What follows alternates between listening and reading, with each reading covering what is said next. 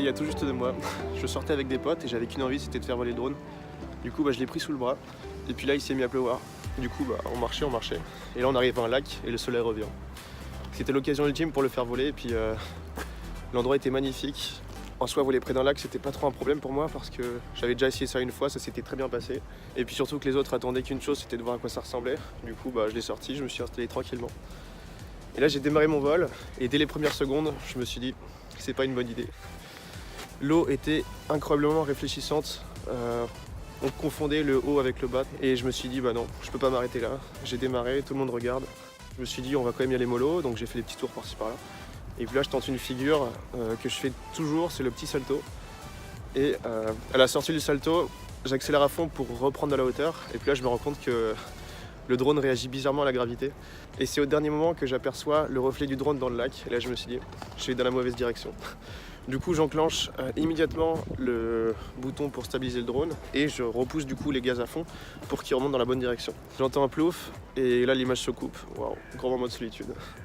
J'avais réalisé que j'avais tué mon drone. J'enlève les lunettes, j'aperçois les remous à la surface de l'eau qui était vraiment juste à côté du ponton et là je me suis dit, il y a peut-être encore une chance que je les récupère. J'enlève tous mes vêtements et puis je saute à l'eau. Waouh, l'eau était glacée, je sais pas, proche des 5 degrés peut-être. J'étais vraiment en panique totale. Là je m'approche du remous et puis je me suis dit ça va être par là. Et puis là je prends ma respiration et je plonge. J'essaie d'aller le plus loin possible. Je voyais même pas plus de 50 cm à 1 mètre, je sais pas. J'arrive pas à atteindre le fond, c'était bien trop profond, je voyais rien du tout. Et c'est là que je me rends compte qu'il y a vraiment zéro chance pour que je le récupère tout seul. Je renage tranquillement vers le ponton. Là j'étais vraiment déprimé, dépité. J'avais encore du mal à réaliser, puis je vois tout le monde qui me regarde, l'air triste pour moi surtout. En fait on était genre à 20 minutes du lac à pied. Et quand on est rentré, c'était vraiment le moment de solitude absolue. En fait, voilà.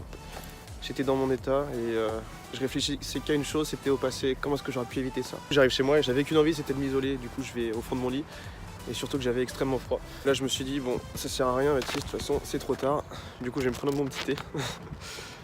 Et là je me dis, tiens, je suis dans une école, il y a des associations, il y a peut-être des gens qui savent plonger. J'appelle tout de suite mon tuteur. En fait, le tuteur, c'est un étudiant qui t'accompagne au début de l'année pour te donner un petit peu tes repères. Et là, il me dit, tu devrais contacter cet ami, il a peut-être des idées. Je le contacte aussi. Et là, il me dit, tiens, je connais une association de plongée dans la ville voisine. Voilà, donc je les contacte. Ils me disent, ok, je mets ton message sur Facebook et on verra ce qui se passe. Un peu plus tard dans la soirée, je vais faire mon sport et puis quelqu'un m'appelle. Ouais, Baptiste, je suis un plongeur et je peux venir t'aider. Ah, c'est excellent. Là, j'étais juste super excité parce que je me disais, il y a peut-être une solution pour récupérer le drone. Et surtout qu'il y a du matériel à récupérer dessus, il y a la GoPro, la frame et peut-être du matériel supplémentaire qui pourrait éventuellement fonctionner. Qui était vraiment super cool, il est venu me chercher chez moi en voiture, puis là il balaye la zone, c'était vraiment un grand moment de suspense. Et puis au bout de 10 minutes, il remonte à la surface, le drone à la main, waouh. C'était le gros moment de joie. Comment tu t'appelles toi? C'était assez excellent parce que au fur et à mesure qu'il se rapprochait, j'entendais un truc biper. Et en fait c'était le Hellgate qui fonctionnait encore, donc là je me dis, ok, il y a peut-être des trucs qui fonctionnent vraiment. You could see pretty well there. There's lots of fish and crabs. Yeah, I thought so. This seems pretty clear. Yeah, I think we need to come dive here. Yeah, I think so. Ensuite, il a été vachement cool parce qu'il avait des boîtes de riz, donc mon réflexe a été tout de suite de tout couper et de mettre tous les composants dans des boîtes de riz. Et waouh, qu'est-ce que ça pue dans la voiture. En fait, c'est la batterie qui dégageait une de ces odeurs, mais bon, en soi, il n'y avait aucun danger parce qu'elle était à 0 volt, elle avait passé bien 4 heures dans l'eau. Et avec le Hellgate qui sonnait encore, c'est drôle. Je réouvre ces boîtes de riz bien 3 jours après, histoire d'être sûr que tout a bien séché. Et du coup je teste le Hellgate, le récepteur, etc.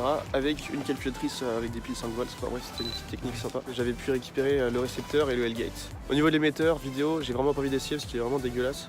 Et j'ai d'ailleurs branché quelques jours plus tard la FC. Elle fonctionnait encore, mais j'ai pas envie de réessayer avec une batterie lipo. Pourquoi est-ce que je vous dis tout ça? Déjà pour vous tenir au courant de ce qui se passe. Et puis ça peut vous paraître obvious, mais si vous avez vraiment un paramètre qui peut mettre la vie de votre drone en jeu, évitez et préférez attendre. Puis surtout, si le problème arrive, ne déprimez pas, posez-vous tranquillement et cherchez des solutions. Par exemple, moi j'ai eu la petite étincelle de plongeur qui pourra m'aider avec des bouteilles et ça a fonctionné. Depuis, tout va beaucoup mieux parce que déjà on l'a sorti de l'eau et ensuite je peux récupérer pas mal de composants. Et aussi j'ai plein de projets, par exemple j'ai racheté des composants, je vais en profiter pour vous faire un méga tutoriel pour débuter dans la construction d'un drone. Une petite application mobile à terminer, plusieurs vidéos en tête à monter, enfin bref il y a vraiment plein de projets, c'est plutôt cool. Maintenant, il faut que je prenne le temps de les faire. Finalement, j'espère que ce petit récit vous aura plu et que ça vous servira surtout. Et moi, je vous dis à la prochaine pour de prochaines vidéos. Allez, ciao!